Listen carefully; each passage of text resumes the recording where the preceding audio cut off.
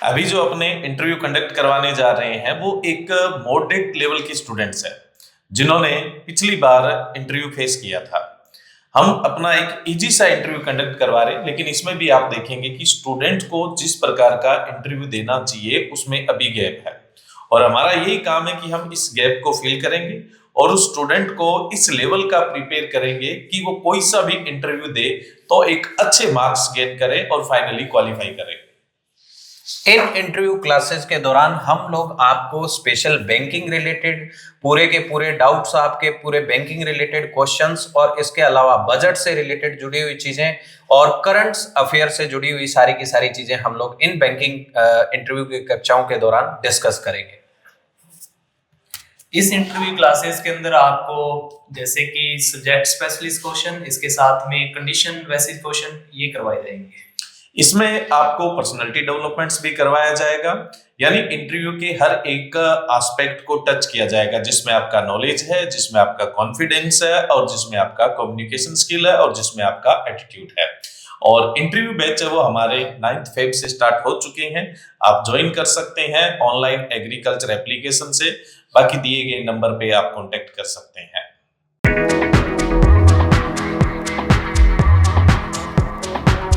Good morning sir. Good morning. Introduce yourself. Sir मेरा नाम लोकेश है। मेरे पिताजी का नाम श्री रमेश कुमार है। मेरा गांव मम्मड़खेड़ा सिरसा हरियाणा के अंदर है। मैंने अपनी 12th क्लास श्री गंगानगर राजस्थान से पास की है सर। और मैंने अपनी BSc एग्रीकल्चर ऑनर्स की डिग्री SKRU यूनिवर्सिटी बीकानेर से पास की है सर। उसके बाद से मैं लगातार कम्पिटिटिव एग्जाम्स की तैयारी कर रहा हूँ और जिसके चलते मैंने आज इंटरव्यू दे रहा हूँ AFO का प्री और मेंस पास करके दूसरी बार। आपने ग्रेजुएशन कब कंप्लीट किया था? सर मेरा ग्रेजुएशन 2022 के अंदर पास आउट हुआ है। तब से अब तक आप कॉम्पिटिटिव एग्जाम की तैयारी कर रहे हैं? Yes sir. इससे पहले बैंक का कोई एग्जाम दिया आपने? यस सर, बिल्कुल दिए। AFO कितनी बार दे चुके हो? सर AFO मैं तीसरी बार दे रहा हूँ। पहली बार मेरा प्री क्वालिफाइड नहीं हुआ था और दूसरी बार मैंने इंटरव्यू दिया और तीसरी बार अब की बार फिर मैं इंटरव्यू दे रहा हूँ सर। आप हरियाणा से बिलोंग करते हैं, आपने 12वीं राजस्थान से क्यों, ऐसा क्यों? सर हरियाणा के अंदर 12th के अंदर एग्रीकल्चर स्ट्रीम की प्रावधान नहीं है सर। तो मैंने अपना इंटरेस्ट था एग्रीकल्चर से डिग्री करने का, तो मैंने राजस्थान से चूज किया। हरियाणा अभी फ्रूट और वेजिटेबल पे अच्छा खासा काम कर रहा है। Yes sir. तो ऐसा कौन सा रेम्युनरेटिव फ्रूट है, यानी जिससे ज्यादा मुनाफा मिले, उस पे हरियाणा काम कर रहा है, वो कौन सा फ्रूट है? स्ट्रॉबेरी पे काम कर रहा है सर हरियाणा अभी। क्यों कर रहा है स्ट्रॉबेरी पे? जैसे और भी नए बहुत सारे फ्रूट है, लेकिन वो स्ट्रॉबेरी पे ही क्यों कर रहा है? स्ट्रॉबेरी सर अभी अपने लोकल के लिए अभी नया फ्रूट है सर। और पहले वो टेम्परेट था, लेकिन अभी अपने क्लाइमेट के हिसाब से सूटेबल वैरायटियाँ डेवलप हुई है। तो सर ज्यादातर हरियाणा में कौन सी वैरायटी लगती है? सर इसका ध्यान में नहीं है मेरे। ठीक है। अभी जो बजट जारी हुआ है 2025 का, यस सर, उसमें एग्रीकल्चर को कितना बजट एलोकेट किया गया है? सर 1.72 लाख करोड़ किया गया है, जो कि पिछले बजट से 12% ज्यादा है। इसमें एक मखाना बोर्ड का भी जिक्र हुआ है। Yes sir. ये कौन से स्टेट को दिया है? बिहार को दिया गया है सर। क्यों? बिहार मखाना उत्पादन के अंदर पहले से ही सर जाना जाता है और इसकी 100 करोड़ की कैपिटल के साथ अनाउंसमेंट की गई है। कौन सी स्थान पर ये बनेगा बिहार में? लोकेशन का मेरे ध्यान में नहीं है सर। एक टर्मरिक बोर्ड जो है, हल्दी बोर्ड। Yes sir. क्योंकि देखो भारत का मसाला है वो विश्व में काफी फेमस है। Yes sir. हल्दी भी काफी फेमस है। Yes sir. तो टर्मरिक बोर्ड बना है, वो कब बना था और कहाँ बना? सर टर्मरिक बोर्ड तेलंगाना के अंदर स्थित है और ये कब बना था सर ये मेरे ध्यान में नहीं है। तेलंगाना में कौन सी जगह? ताखरगढ़। ताखरगढ़। आपके खेत में कौन कौन सी फसल लगती है? सर हमारे खेत के अंदर खरीफ के अंदर सर कॉटन और ग्वार, और रबी के अंदर सर गेहूं और जौ लगते हैं। कॉटन की कौन सी वैरायटी लगाते हो? राशि 775। राशि 775। ये नॉन बीटी है या बीटी है? बीटी कॉटन है सर। और गेहूं की कौन सी वैरायटी लगाते हो? HD 2829। सरसों की? सरसों की ध्यान में नहीं है सर मेरे। सरसों लगाते नहीं है, कम सरसों नहीं लगाते हैं। जौ की कौन सी वैरायटी लगाते हो? HD 3370। हरियाणा में इरिगेशन का मेन सोर्स कौन सा है? सर इरिगेशन का मेन सोर्स ट्यूबवेल्स हैं और केनाल से भी अच्छी खासी एरिया के अंदर इरिगेशन होती है। कौन सी केनाल आपके यहाँ इरिगेट कर रही है? भाखड़ा केनाल है सर, उसके अंडर में काफ़ी एरिया होता है सर इरिगेशन का। GST के बारे में जानते हो? Yes sir. क्या है जीएसटी? जीएसटी 1 जुलाई 2017 से लागू हुई थी, जो कि गुड्स की सेलिंग पे एक टैक्स है जो सेंटर की तरफ से निर्धारित किया गया है, वो लगता है। एग्रीकल्चर कमोडिटी पे लगता है या नहीं लगता है? एग्रीकल्चर कमोडिटी पे नहीं लगता सर। नहीं लगता। कोई भी आप मार्केट से एग्रीकल्चर का फूड लेके आते हो या एग्रीकल्चर कोई प्रोडक्ट लेके आते हो, क्या इस पे जीएसटी होती है या नहीं होती? नहीं होती है सर। श्योर हो? Yes sir.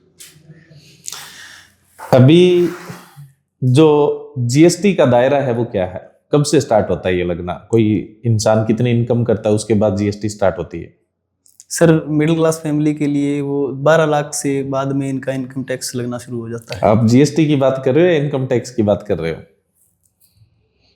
ये जीएसटी का सर वैसे ध्यान में प्रिसाइज है नहीं मेरे। ठीक है। सेलिंग का कोई क्राइटेरिया है क्या? अभी इतनी सेलिंग के बाद जीएसटी लगेगा या फिर कोई भी सेल हो उस पे जीएसटी लग जाएगा? सर कोई भी सेल हो उसके अंदर कमोडिटीज पे फिक्स किया गया है, अभी इन कमोडिटीज पे टैक्स लगेगा। ठीक है। हरियाणा के अंदर सबसे ज्यादा कौन सी क्रॉप का प्रोडक्शन होता है? धान का। धान का होता है।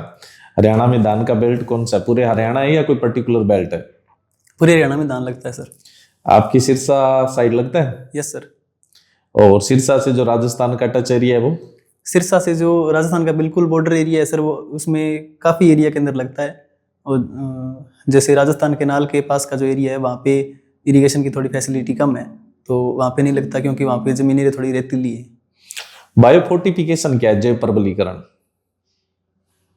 सर ये मेरे ध्यान में नहीं है। आप में ऐसी क्या क्वालिटी है कि बैंक आपको ही सिलेक्ट करे? सर मैं अपनी डिग्री के दौरान मेरा खेतीबाड़ी से काफ़ी इंटरेक्शन रहा है, और रावे के अंदर 4th ईयर के अंदर मेरा किसानों के साथ भी इंटरेक्शन रहा था, और मैं इस हिसाब से भी समझता हूँ किसानों को क्या चीज़ की ज़रूरत ज़्यादा रहती है खेतीबाड़ी करने के लिए, तो मैं as a loan officer sir उनको भी फंड प्रोवाइड करवाऊंगा ताकि वो अच्छी क्वालिटी के खाद, बीज और इंसेक्टिसाइड यूज़ करके अपनी उत्पादन को बढ़ा सकें। अगर किसानों की सेवा करनी थी तो फिर स्टेट गवर्नमेंट वैकेंसी में जाना था। बैंक को तो कुछ वित्तीय फायदा भी तो चाहिए। बैंक के लिए क्या करोगे? सर मैं बैंक के लिए उनको जो उनकी लोकल सोइल है उनके टेस्टिंग करा के, और जो लोकल क्रॉप्स है उसके हिसाब से इनको सप्लीमेंट्स डालने की राय दूंगा, जिस हिसाब से उनका किसानों की इनकम बढ़े और वो अपने जो लोन है वो टाइमली पे करें। ठीक है। किसान किसी ड्यू के लिए अवेयर नहीं होता तो उसको आप कैसे अवेयर करेंगे? सर मैं अगर किसान किसी ड्यू के लिए अवेयर नहीं है तो बैंकिंग प्रोसीजर के हिसाब से सर उनको मेल या एसएमएस कर दी जाती है। अगर फिर भी उनका कोई रिस्पॉन्स नहीं होता तो पर्सनली जाके कर देते हैं सर। आपको लगता है किसान मेल आईडी चलाएगा? सर आजकल ज़माना डिजिटल है सर, लगभग किसानों के पास अगर मेल नहीं चल रही है तो फ़ोन सबके पास होता है, तो टेक्स्ट मैसेज भी बैंक के द्वारा कर दिया जाता है। आर्टिफिशियल इंटेलिजेंस के बारे में कुछ जानते हैं? यस सर, अभी मैं इसके बारे में सीख रहा हूँ थोड़ा, इसको ऑपरेट करना। क्या चीज़ होती है ये? सर आर्टिफिशियल इंटेलिजेंस एक इस तरह का सॉफ्टवेयर है जो किसी मशीन के अंदर डाल दिया जाता है तो जिससे वो इंसानों की तरह सोचे और काम करे। कोई एग्जांपल? सर अभी रिसेंट के अंदर एलन मस्क यूएसए के बिजनेसमैन है, उन्होंने एक रोबोट के अंदर इसको डाला और उन्होंने उससे कटिंग करवाई थी जिसने। एग्रीकल्चर में ऐसी कौन सी फार्मिंग है जिसके अंदर आर्टिफिशियल इंटेलिजेंस ही लगती है? Remote sensing farming. Remote sensing तो एक तकनीक है अपने आप में। फार्मिंग का क्या नाम है जिसमें आर्टिफिशियल इंटेलिजेंस यूज होती है, जो आज की जरूरत भी है? अभी ध्यान में नहीं आ रहा सर मेरे। प्रिसीजन एग्रीकल्चर, सटीक खेती। हाँ जी, यस सर। सुना है? कौन कौन सी टेक्निक लगती है उसमें? सर इसमें रिमोट सेंसिंग लगती है सर, और ज़्यादा इसके बारे में भी पता नहीं है सर मेरे। जीआईएस जीपीएस में डिफरेंस बता सकते हो? नो सर, ये मैंने नहीं पढ़ा। कभी आप इस इंटरव्यू से जहाँ कंडक्ट हो रहा है अपना यहाँ तक पहुंचे हो तो आपने नेविगेशन इस्तेमाल किया होगा? Yes sir. वो क्या है नेविगेशन जो आपको बता रहा था? जीआईएस है या जीपीएस है? जीपीएस है सर। फुल फॉर्म पता नहीं सर इसकी। बैंक से आप क्या समझते हैं लोकेश? बैंक क्या होता है? बैंक एक फाइनेंशियल इंस्टीट्यूट है सर जो डिपॉजिट लेता है और क्रेडिट भी देता है सर। डिपॉजिट और क्रेडिट दोनों काम एक जगह पे होते हैं। ओके, बैंक और एनबीएफसी में क्या डिफरेंस है? सर बैंक है जो आरआरबी की गाइडलाइंस के हिसाब से चलता है और एनबीएफसी आरआरबी की गाइडलाइंस के हिसाब से पूरा ऑपरेट नहीं करता। उनकी जो इंटरेस्ट रेट होती है एनबीएफसी की वो खुद की हिसाब से चलती है सर, और बैंक्स के अंदर है जो इनकी इंटरेस्ट रेट आरबीआई की हिसाब से चलती है। आरआरबी डिसाइड करता है या RBI? RBI sir. Okay, RBI के प्रेजेंट गवर्नर कौन है? ये अभी ध्यान में नहीं आ रहा सर। आरबीआई ने हाल ही के अंदर रेपो रेट के अंदर कमी की है। Yes sir. क्या होता है ये रेपो रेट? वर्तमान के अंदर कितना चल रहा है? जो सर आरबीआई बैंकों को क्रेडिट प्रोवाइड करवाता है और जो एक इंटरेस्ट रेट उनसे लेता है तो उसको सर रेपो रेट बोलते हैं। और ये अभी करंट रेपो रेट है जो 6.25% है, जो कि पीछे के रेपो रेट से 0.25% कम की गई है। इसके कम करने से क्या फर्क पड़ेगा? सर इसके कम करने से लोगों के अंदर फाइनेंस जो मूवमेंट है कैपिटल की वो बढ़ जाती है। ओके, एक आम आदमी पे भी कोई फर्क पड़ेगा क्या रेपो रेट कम करने से? यस सर, उनके पास कैपिटल की अवेलेबिलिटी बढ़ेगी क्योंकि उन्हें भी आगे जब बैंक से वो लोन लेंगे तो उन्हें थोड़ी कम दर पे लोन मिलेंगे। ओके, क्रेडिट कार्ड और डेबिट कार्ड में डिफरेंस क्या होता है? सर क्रेडिट कार्ड अपने as a shopping purpose use करते हैं, जो कि एक बैंक से एक तरह का लोन होता है, अपने पहले से इसके अंदर पैसा जमा कराने की ज़रूरत नहीं होती। और डेबिट कार्ड है जो अपने अकाउंट के अंदर पहले से पैसा जमा कराए होते हैं और उससे अपने जो एक्सपेंसेस करते हैं उसमें काम आता है। ओके, अभी हाल ही के अंदर जो बजट केंद्र सरकार ने अनाउंस किया उसमें केसीसी बड़ा चर्चा में रहा है, तो क्या किया है गवर्नमेंट ने? केसीसी के अंदर क्या अमेंडमेंट किया है अभी? सर पहले केसीसी के अंदर जो इंटरेस्ट सबवेंशन होने के बाद जो लोन अमाउंट थी वो 3 लाख रुपए की थी, उसे बढ़ाकर सर अभी 5 लाख रुपए कर दिया गया है। तो इस वजह से केसीसी काफ़ी चर्चा के अंदर रहा।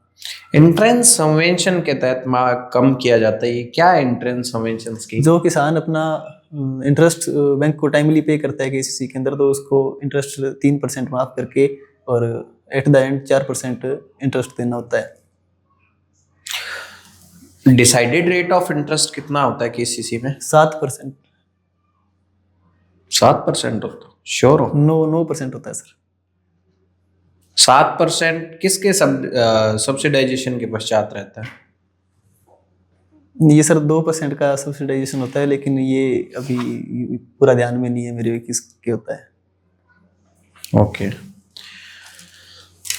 आपके आने से बैंक को क्या फायदा होगा? बैंक को किस तरीके से आप फायदा दे सकते हैं कि आपके आने से बैंक को बहुत अच्छा बेनिफिट हो? ऐसा क्या आप बैंक के लिए काम करेंगे? सर मैं एज ए लोन ऑफिसर भी किसानों को मेरा काम होगा फंड प्रोवाइड करवाना उनकी खेती की ज़रूरतों के लिए। तो मैं उनको खेती बाड़ी के अंदर उनको अच्छी राय दूंगा सर, क्योंकि मेरा बैकग्राउंड भी फैमिली भी खेती है और मैंने जो डिग्री की है उसके अंदर यही चीज़ें मैंने सीखी है सर। नई टेक्नोलॉजी के हिसाब से और सॉइल टेस्टिंग के हिसाब से उनकी लोकल एरिया के जो फसल उगाई जाती हैं उनकी नई किस्में मैं उनको बताऊंगा और सर भी मदद करूंगा उनकी इनकम बढ़े, जिससे वो टाइमली रीपे करें और बैंक का मुनाफा हो। हाल ही के अंदर आपने भी देखा होगा एग्रीकल्चर का एनपीए काफी ज्यादा रहता है as compare to retail loan and others. Yes sir. तो भाई आप उस एनपीए को रिकवर करने में कैसे हेल्प करेंगे? भाई कैसे रिकवर करेंगे एनपीए को?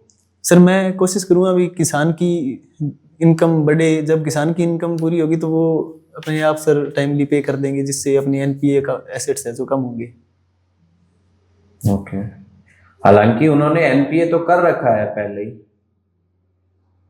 तो किस तरीके से उनको आप लोग एनपीए रिकवरी की फॉर्म के अंदर लेके आएंगे? सर उनके साथ इंटरेक्शन करके बात करके अगर किसान समर्थित हुआ कि इतनी भी मैं रीपे कर सकता हूँ तो हम पक्की जरूर कोशिश करेंगे सर भी किसान रीपे करे। आप as an agriculture field officer select होते हैं। Yes sir. तो आगे की 4 प्रमोशनल स्टेज क्या रहेगी? भाई आपका करियर अपॉर्चुनिटी आप देखते हैं तो आज अपने आप को 2 साल या 3 साल या 4 साल बाद बैंक में कहाँ देखना चाहते हैं? मैनेजर सर, सीनियर मैनेजर या कोई 3 स्टेज बता सकते हो? स्केल 1 क्या होता है, स्केल 2 क्या होता है, स्केल 3 क्या होता है? पीओ, उसके बाद मैनेजर सर, और सीनियर मैनेजर और चीफ मैनेजर। आप क्या होते हो? मैं स्केल 1 होता हूँ सर। स्केल 1 किस पोस्ट को बोलेंगे अपन? पीओ लेवल की जो पोस्ट होती है सर। ओके। जैसा कि लोकेश आपने बताया कि आप खरीफ में बीटी कॉटन उगाते हैं, किस्म भी आपने राशि की बताई है, यस सर। तो क्या होता है BT cotton? Sir BT cotton एक जेनेटिकली मॉडिफाइड क्रॉप है जो लेपिडोप्टेरा इंसेक्ट्स बोलवर्म से राहत पाने के लिए साइंटिस्ट द्वारा बनाई गई है। इसके अंदर सर जैसे ही वो इंसेक्ट बीटी कॉटन के लीव्स खाता है तो उसकी एलिमेंट्री कैनाल के अंदर पॉइजन बनता है और वो डेड हो जाता है। अच्छा, कौन सा पॉइजन बनता है ये? सर पॉइजन का नाम ध्यान में नहीं। अच्छा अच्छा, तो बोल्ड गार्ड की अब तक की कितनी जनरेशन आ चुकी है? सर अभी रिसेंटली 3rd जनरेशन है जो लॉन्च कर दी गई है इंडिया के अंदर। अच्छा, पहले 2 जनरेशन फेल हो गई है, उसका कारण क्या हो सकता है? सर पहले 2 जनरेशन बीटी कॉटन के साथ नॉन बीटी सीड भी दिए जाते थे जिससे भी उनके अंदर एडेप्टेबिलिटी ना हो। और अपने नॉन बीटी के अंदर खेत के अंदर जो प्लांट लगाते थे तो जो इंसेक्ट्स थे वो उनके ऊपर अपने मिल जाते थे और जल्दी उसका डिटेक्शन हो जाती थी भी खेत के अंदर बॉल गार्ड का आक्रमण हो गया है और हम कोई और मेजर्स यूज़ करके उससे पीछा छुड़वा सकते थे। इसलिए सर और किसानों ने वो नॉन बीटी सीड नहीं बीजना चाहा और सिर्फ बीटी सीड ज़्यादा बीजा, तो इसके करके उनके अंदर अडेप्टेबिलिटी आ गई। और ठीक है, वो नॉन बीटी होता है। और नॉन बीटी कितने % उगा सकता है फार्मर, या कितने % आता है नॉन बीटी बीटी के साथ? बीटी के साथ 20% नॉन बीटी सीड आता है सर। अच्छा ओके। शुगर कैन की FRP क्या है अब वर्तमान में? सर वर्तमान के अंदर शुगर कैन की FRP 340 रुपये है।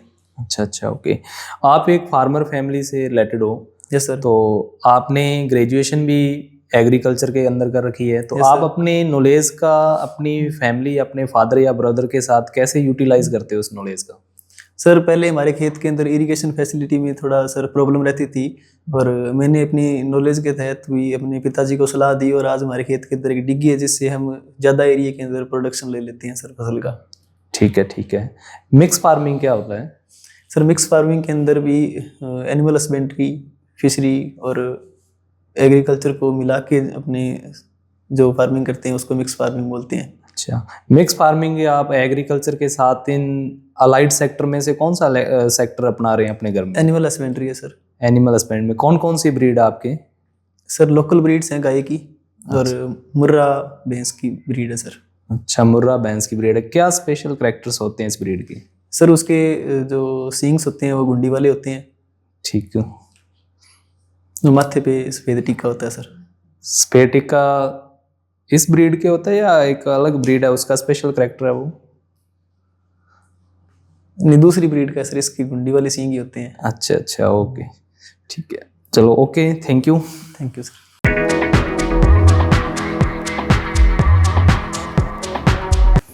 लोकेश, बॉडी लैंग्वेज तो अच्छी थी, अच्छी तो अपने आप ही होनी थी क्योंकि पहले भी आप इंटरव्यू दे चुके हो ना। Thank you sir. और दूसरा ये था कि एक्टिव लिसनिंग तो ठीक थी। Yes, sir. मतलब जब इंटरव्यू पैनल में कोई भी बंदा आपसे क्वेश्चन पूछ रहा है तो उसके साथ आई कांटेक्ट होना चाहिए। Yes sir. लेकिन जब आप आंसर कर रहे थे ना, Yes, तब sir. सिर्फ एक ही मेंबर को टारगेट कर रहे थे। Yes sir. पूरे पैनल को आपको टारगेट करना है। बाकी सब कुछ बॉडी लैंग्वेज में सब कुछ ठीक था आपका। Yes sir. भाई हमारे यहाँ तो आपका पहला इंटरव्यू है, यस सर। लेकिन आप पहले इंटरव्यू दे चुके हैं तो इस पे आपको ज्यादा काम करने की आवश्यकता नहीं है। Yes sir. तो ये तो ठीक था, लेकिन फिर भी थोड़ा सा आई कांटेक्ट का, बाकी आई जो कांटेक्ट है ना वो आपका पैनल पे ही था। Yes, वो तो ठीक बात थी, भी इधर उधर ट्रेवल नहीं कर रहा था। Yes, लेकिन जब आंसर कर रहे हो, जिस समय पैनल आंसर पूछ रहा है तो जो पूछ रहा है उसी के साथ आई कांटेक्ट। लेकिन जब आप आंसर कर रहे हो तो पैनल के सभी मेंबर के साथ आपका आई कांटेक्ट होना चाहिए, भी सबको ही आप अपना आंसर है वो दे रहे हैं। ठीक पहली चीज तो ये। दूसरा, बजट आपने सुन रखा है, मेरे को लगता है बजट का आपने ठीक बता दिया। जी सर। सिर्फ मैं तो एलोकेशन पूछना चाह रहा था, आपने पिछले साल की कंपैरिजन में इस बार कितना हाइक हुआ ये भी बता दिया। लेकिन बजट में ये नहीं सुना शायद आपने कि जो मखाना बोर्ड है वो मधुबनी बिहार के अंदर पर्टिकुलर लोकेशन, और जो टर्मरिक बोर्ड है वो निजामाबाद तेलंगाना के अंदर, और ये दोनों ही 2025 में ही बने हैं। अच्छा। 2025 के अंदर ही बने हैं। उसके बाद मैंने आपसे लोकल क्रॉपिंग पैटर्न और लोकल क्रॉपिंग सिस्टम का क्वेश्चन पूछा था। Yes sir. तो वो तो ठीक है, आप अपने आसपास के जो क्रॉपिंग पैटर्न है, एक्चुअल क्रॉपिंग पैटर्न है, वही आपको बताना होता है, क्योंकि उससे संबंधित कोई भी क्वेश्चन पूछ लिया जाए तो आप लोग बता सकते हो, क्योंकि खेती से जुड़े हुए हैं तो बता पाओगे जी हमारे खेतों में यही होता है। ठीक है। उसके अलावा मैंने आपसे पूछा था, आप जिस स्टेट से बिलोंग करते हो वहां आसपास कौन सी क्रॉप डोमिनेंट है। सिर्फ एग्रोनॉमी फील्ड क्रॉप का ही ना ध्यान रखें, क्योंकि देखो सरकार जोर लगा रही है फार्मर इनकम डबलिंग से, क्योंकि करंट चीज है।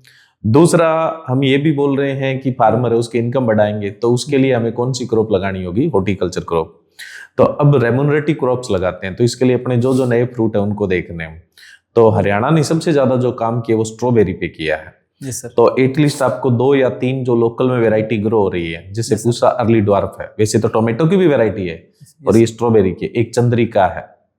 उसके अलावा और भी लोकल में वैरायटियां लगती है, तो उन लोकल की वैरायटियों का आप 3-4 का ध्यान रखोगे तो 2-3 बताने में वहां पे सक्षम हो जाओगे। तो एक आपको ध्यान रखना, आपने ये नहीं बताया था। दूसरा, मैं आपसे एक चीज पूछ रहा था कि बैंक आपको ही क्यों चुने। आप सिर्फ किसानों के हित में बात कर रहे थे, थोड़ी सी बैंक के हित में भी बात करनी, क्योंकि जाहिर सी बात है बैंक अपना भी तो फाइनेंशियली बेनिफिट चाहता है ना। Yes sir. आप बोलेंगे कि किसानों को मैं क्रेडिट सुविधा है वो प्रोवाइड करवाऊंगा, उसके लिए उसे अवेयर करवाऊंगा ताकि किसानों को इजीली क्रेडिट मिल जाए। लेकिन उसके साथ साथ मैं उन्हें इस बात के लिए भी अवेयर करूंगा कि आपको क्या रीपेमेंट टाइमली करना है। अगर आप ऐसा नहीं करेंगे तो आपका सिबिल खराब होगा, जिससे भविष्य में आप क्रेडिट लेने से चूकेंगे, क्योंकि आने वाले समय में जो भी मॉडर्न टेक्निक्स आ रही है उनको अपनाने के लिए आपको क्रेडिट की आवश्यकता होगी, और क्रेडिट का अगर रीपे टाइमली नहीं करेंगे तो उसका लॉस आपको भविष्य में भी उठाना पड़ेगा। Yes sir. तो मैं उन्हें एनपीए के लिए, जिससे बैंक को भी फायदा होगा और फार्मर को भी फायदा होगा। फार्मर को जब चाहिए तब क्रेडिट मिल जाएगा, और बैंक को क्या है, रीपेमेंट है वो टाइमली मिलता रहेगा। ये चीज आपको मेंशन करनी है, तो दोनों तरफ फायदा हो गया ना। Yes sir. आर्टिफिशियल इंटेलिजेंसी है, इसके बारे में आपको पूरा पता होना चाहिए भाई। ये एक सेट ऑफ टेक्निक है जो किसी कंप्यूटर या मशीन को प्रोवाइड करवाई जाती है, जिससे वो इंसान की तरह सोचता है, उसकी तरह निर्णय लेता है, यानी कुल मिला के इंसान की बुद्धि का फॉलो करता है, उसको अनुकरण करता है उसका। अब मैंने पूछा था आर्टिफिशियल इंटेलिजेंसी किस में काम में ली जाती है। आपको प्रिसीजन एग्रीकल्चर पे काम करना है इंटरव्यू में जाने से पहले। प्रिसीजन एग्रीकल्चर पूरा पढ़ के जाना है, उसमें कौन कौन सी टेक्निक यूज होती है। उसमें जीआईएस यूज होता है, जियोग्राफिक इंफॉर्मेशन सिस्टम, जो आपको एक लोकेशन बताती है। जीपीएस, ग्लोबल पोजिशनिंग सिस्टम, जो आपको क्या है जल्दी जनरली नेविगेशन बताती है। उसके अलावा रिमोट सेंसिंग यूज होती है, नैनो टेक्नोलॉजी यूज होती है, सेंसर टेक्नोलॉजी यूज होती है, ड्रोन टेक्नोलॉजी यूज होती है, variable rate of application, variable rate of technology, yield monitoring है, पेस्ट मॉनिटरिंग है, क्रॉप स्काउटिंग है। ठीक है, जो जो टेक्निक प्रिसीजन एग्रीकल्चर में लगती है वो सारी की सारी आपको पढ़ के जानी, क्योंकि ये मॉडर्न एग्रीकल्चर है। आपने अपने ही आंसर में क्या बोला था, किसानों को नई टेक्निक अपनाने के लिए मैं क्रेडिट प्रोवाइड कराऊंगा। Yes sir. तो वो नई टेक्निक्स है, उनके बारे में अपने को जानकारी होनी चाहिए। ठीक है। Yes sir. तो अभी तो आपका रिजल्ट आया, इसलिए आप थोड़ा सा लूज है, लेकिन इन पे थोड़ा सा काम कर लीजिए। बाकी बॉडी लैंग्वेज में कोई दिक्कत नहीं है, बाकी सब अच्छा है। लेकिन हाँ, नॉलेज जितना बूस्ट करोगे उतना ही वहां पे कॉन्फिडेंस रहेगा। मैं इस पे काम करूंगा सर जल्दी। हाँ, बाकी कॉन्फिडेंस में यहाँ भी कोई कमी नहीं थी, लेकिन नॉलेज के बाद ही कॉन्फिडेंस आता है हमेशा। Yes sir. देखो लोकेश, वैसे तो सर ने आपको पर्सनालिटी के बारे में तो बता ही दिया, लेकिन थोड़ा सा आंसर देते टाइम आपको स्पीड कम करनी है। पहले क्वेश्चन को थोड़ा सुनना है अच्छे तरीके से, और एक गैप लेना है क्वेश्चन सुनने के और आंसर देने के बीच, जो एक जेन्युइन गैप होना चाहिए 10-15 सेकंड का। उसके बाद ही आंसर करना है, ताकि आपको कोई भी क्वेश्चन का अगर फ्रेम बनाना हो तो आप लोग उसको बना करके डिलीवर कर सकते हैं। नहीं तो कई बार ऐसा लगता है कि हमें उस क्वेश्चन का आंसर नहीं आ रहा है और हम लोग जबरदस्ती उसको कहीं न कहीं इधर उधर से जोड़ के और बता रहे हैं। तो एक अगर अपन गैप रखेंगे 10-15 सेकंड का, तो अपन को एक नॉर्मल गैप रखना है। ठीक है, जैसे आते और ना आते क्वेश्चन का ऐसे पता ना लगे कि हमने कहीं से जोड़ तोड़ के इसका आंसर बताया, या अगर अपन एक जेन्युइन गैप रखेंगे तो उससे ये डिफरेंस नहीं आएगा। दूसरा, स्पीड कम रखनी है। स्पीड बहुत ही ज्यादा, प्रॉपर क्वेश्चन को सुनने से पहले ही आप आंसर कर देते हो, स्पीड पे काम करना है। उसके बाद भाई बैंक से रिलेटेड काफी सारी बेसिक बैंकिंग तो आपको पढ़नी पड़ेगी। जैसे मैंने आपको आरबीआई का गवर्नर पूछा था, आपने ये भी नहीं बताया। दूसरा, मैंने आरबीआई रेपो रेट तो चलो आपने बता दिया। बैंक के फंक्शंस आपने ढंग से नहीं बताए, उन पे भी थोड़ा काम करना है। उसके बाद में सबसे बड़ी इंपॉर्टेंट चीज मैंने आपसे पूछा था, प्रमोशनल स्टेज, पीओ के बराबर। पीओ सेल्फ एक प्रोबेशनरी ऑफिसर एक अलग पोस्ट है, वही उसी सेम लेवल की पोस्ट आपके स्पेशलिस्ट ऑफिसर की है। तो ये होता है असिस्टेंट मैनेजर। अच्छा, assistant manager scale 2 manager, scale 3 senior manager, फिर चीफ मैनेजर स्केल 4, और चीफ मैनेजर के बाद में जनरल मैनेजर स्केल 5। ठीक है, ठीक है। तो ये चीजें आपको ध्यान रखनी है। एजीएम होता है वैसे तो स्केल 4, और उसके बाद जीएम आ जाता है। ठीक है, ठीक है sir. Chief manager, assistant general manager और जनरल मैनेजर। ठीक है, तो ये प्रमोशनल स्टेज आपको ध्यान रखनी है। उसके बाद में मैंने आपसे बैंक और एनबीएफसी का पूछा, ये आपने थोड़ा ठीक बता दिया।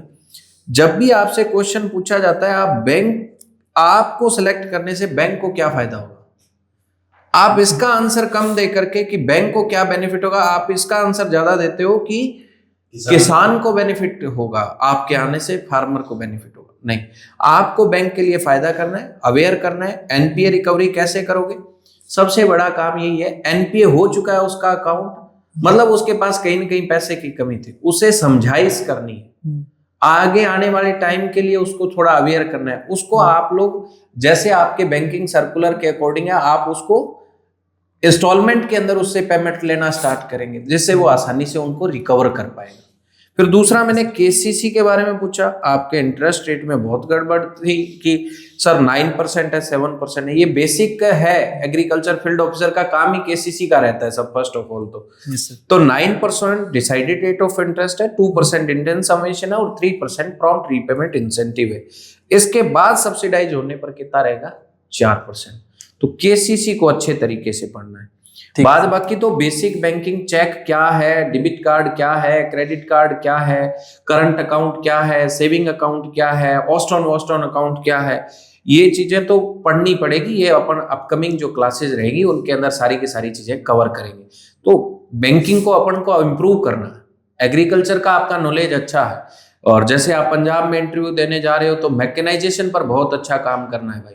जैसे समरसिबल पंप्स वगैरह है, कितना एचपी का है, कितना पानी देगा, कितना बिल आएगा, क्या यूनिट का खर्चा चल रहा है। सोलर पंप को गवर्नमेंट प्रमोट कर रही है। ट्रैक्टर जो यूज कर रहे हो उसका एचपी कितना है, कौन से इक्विपमेंट यूज किए जा रहे हैं। तो ये वहां के लिए बेसिक चीज है, क्योंकि पंजाब में तो एग्रीकल्चर डोमिनेंट है सारे। Yes sir. ठीक है, तो बाकी सब चीजें तो ठीक है। जैसा कि लोकेश सर ने बताई है, बाकी चीज़ें तो आपकी लगभग ठीक थी। जैसे मैंने आपसे क्वेश्चन किए थे, उनकी थोड़ी फॉर्मेट ठीक करनी पड़ेगी आपसे। जैसे कि बीटी कॉटन के बारे में पूछा गया है, ठीक है, ओके। तो इसके बारे में थोड़ा पढ़ना पड़ेगा आपको। जैसे कि बीटी कॉटन है क्या, एक बायोटेक्नोलॉजी के द्वारा तैयार की गई एक क्रॉप है, जिसके अंदर बैसिलस थूरिजेनिस जो बैक्टीरिया होता है, सॉइल बैक्टीरिया, उसका क्राइजीन डाला गया है। ठीक है, आपसे टॉक्सिन पूछा गया था तो वो बताना चाहिए था आपको, डेल्टा एंडोटॉक्सिन होता है सर। वो ध्यान में नहीं रहा था कि वो ठीक काफी टाइम से ठीक है, थोड़ा पढ़ना पड़ेगा इसके बारे में। Yes sir. बाकी ठीक बताया आपने। फिर मिक्स फार्मिंग पूछा था शायद आपसे। तो मिक्स फार्मिंग में आपने एक अच्छे तरीके से स्ट्रक्चर बना के कि जब फार्मर कृषि के साथ साथ अलाइड सेक्टर जैसे कि पशुपालन है, मछली पालन है, या फिर अन्य कोई और यूनिट लगा सकते हैं अपने वर्मी कंपोस्ट है या फिर और कुछ है ना, तो वो साथ में मिला के करते हैं, वो मिक्स फार्मिंग है। फिर आपसे ब्रीड के बारे में पूछा गया, तो एक मुर्रा ब्रीड आप और भी एक दो ऐड कर सकते हैं, जैसे कि अपने काऊ की कोई ब्रीड हो सकती है, गाय की कोई ब्रीड हो सकती है ना, ये ठीक है सर। हाँ, एक आपसे पूछा गया था, एक अच्छा क्वेश्चन था, जैसे कि आप एग्रीकल्चर से रिलेटेड हैं तो अपने नॉलेज का कैसे यूटिलाइज करते हैं घर पे। तो आपने एक बताया था इरिगेशन डिग्गी के बारे में। yes, तो आप बोल सकते हैं कि जैसे कि सोयल हेल्थ कार्ड है, yes, sir. उसका यूज कर सकते हैं अपने, कि मैं अपने सोयल का पहले जैसे कि जांच करवा सकता हूँ कि कम इनपुट लगे, अपना ज़्यादा आउटपुट आ सके, उसके अनुसार अपने उसमें न्यूट्रेंट वगैरह डालेंगे। और अपने जैसे कि अलाइड सेक्टर की ओर जा सकते हैं, और उसके अंदर जैसे कि कोई यूनिट लगा सकते हैं। ठीक है, इसके साथ साथ अपने वेजिटेबल है, जैसे कि अपने सब्जियां उगा सकते हैं ताकि अपने को डेली इनकम प्राप्त हो सके ना, तो ये अपने बता सकते हैं। बाकी ऑल ओके था। ठीक है, थैंक यू सर।